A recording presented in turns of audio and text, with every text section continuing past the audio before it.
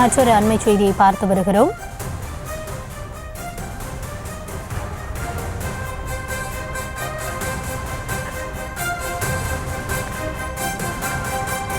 அண்ணா பல்கலைக்கழக மாணவி வன்கொடுமை வழக்கில் கைதான ஞானசேகரனின் இல்லத்தை வருவாய்த்துறையினர் தற்பொழுது அளந்து சென்றிருப்பதாக களத்தகவல்கள் தெரிவிக்கின்றன. அது குறித்த ஒரு அண்மை செய்தியை நாம் தற்பொழுது பார்த்து வருகிறோம்.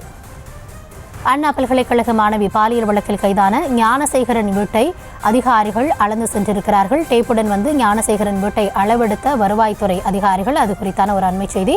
வீடு பட்டா நிலத்தில் அமைந்துள்ளதா என்றும் அதிகாரிகள் விசாரணை நடத்தியதாக கூறப்படுகிறது. விவரங்களோடு இணைகிறார் எம்முடைய செய்தியாளர் முரளி, எப்போது இந்த அளவீட்டு பணியானது நடைபெற்றது, என்ன காரணத்தினால, இது குறித்த விரிவான விவரங்களை வழங்கலாம். வணக்கம். அண்ணா பல்கலைக்கழக மாணவி பாலியல் வன்புணர்வு செய்யப்பட்டது தொடர்பாக கூட்டுறவுத்தை சேர்ந்த ஞானசேகர் என்பவர் கைது செய்யப்பட்டிருக்கார். கைது செய்யப்பட்ட ஞானசேகர் மீது ஏற்கனவே 25 வழக்குகள் நிலுவையில் இருக்கிறது. மொத்தமாக திருட்டு வழக்குகள் மட்டுமே நிலுவையில் இருப்பதாக காவல் ஆணையர் தெரிவித்திருந்தார்.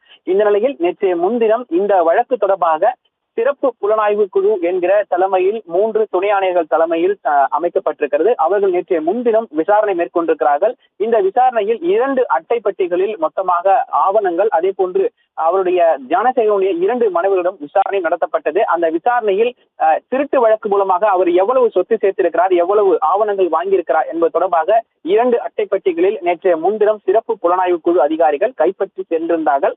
இதனை அடுத்து அவர் திருட்டு வழக்குக்கு பயன்படுத்தக்கூடிய இரும்பு ராட், அதே போன்று பட்டா கத்தியும் பறிமுதல் செய்யப்பட்டது. இந்த நிலையில் இந்த ஆவணங்கள் அனைத்தும் பறிமுதல் செய்யப்படும் என அதிகாரிகள் தரப்பிலிருந்து தகவல்கள் தெரிவிக்கப்பட்டது.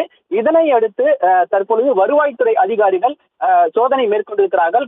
கடந்த 1 மணி நேரமாக இந்த சோதனை நடைபெற்றதை அடுத்து தற்பொழுது 5க்கும் மேற்பட்ட வருவாய்த்துறை அதிகாரிகள் அவருடைய ஞானசேகரனுடைய வீட்டில் உள்ளே சென்று மொத்தமாக அளவீடு செய்திருக்கிறார்கள். அந்த அளவீடு செய்ததை அடுத்து இந்த இடம் பட்டா இடம் தானா என கிண்டியில் இருக்கக்கூடிய தாசில்தார் மணிமேகலை என்பவர், அவருடன் வந்த அதிகாரிகள் ஆய்வு மேற்கொண்டிருக்கிறார்கள். ஆய்வு மேற்கொண்டு அந்த பணியில் தான் தற்பொழுது முடித்துவிட்டு சென்றிருக்கிறார்கள். இதனை அடுத்து இது தொடர்பாக சிறப்பு புலனாய்வு குழு அதிகாரிகள் விசாரணை நடத்தி வருவதாகவும் அதிகாரிகள் தரப்பிலிருந்து தகவல்கள் தெரிவிக்கப்பட்டிருக்கிறது.